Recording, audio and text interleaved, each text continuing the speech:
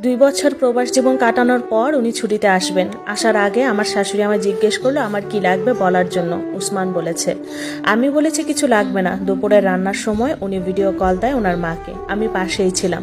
তখন উনি জোরে জোরে বলতে লাগলেন, মা কারো কিছু লাগলে বলতে বলো, আমার আবার সব প্যাকিং করতে হবে, পরে বললে আর সময় পাবো না কিনে এনে প্যাকিং করার। আমি মজা করে বললাম, আপনি সুস্থ মতো আমার কাছে ফিরে আসলেই হবে, আর কিছুই লাগবে না। উনি আর আমার শাশুড়ি থম খেয়ে গেলেন এমন কথা শুনে। আমি এটা বলেই রুমে দৌড়ে চলে আসি। 2 দিন পর উনি আসবেন। আমি ওনার রুম নিজে হাতে পরিষ্কার করে বিছানা চাদর বদলিয়ে গুছিয়ে দিয়ে আসি। ওনার ছোট ভাই এয়ারপোর্টে গেলেন ওনাকে আনতে। আমি সুন্দর করে সেজেগুজে অপেক্ষায় আছি উনি আসার। আমার স্বামী তো অপেক্ষা তো করবই।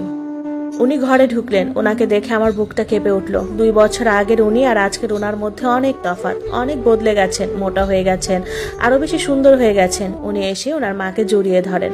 আমি সালাম দিই ওনাকে, উনি সালাম নেন। তারপর উনি ওনার রুমে ফ্রেশ হতে গেলেন। মা টেবিলে খাবার দেন। তখন বিকেল হয়ে গেছে। উনি ফ্রেশ হয়ে এসে হালকা কয়টা ভাত খান। তারপর উনি ওনার রুমের দরজা বন্ধ করে ঘুমিয়ে গেলেন। আমার দিকে একটু ফিরেও তাকালেন না। আমার চোখের পানি উপচে পড়ে, কেন জানি না। আমিও রুমে এসে সব সাজগোজ ধুয়ে ফেলি।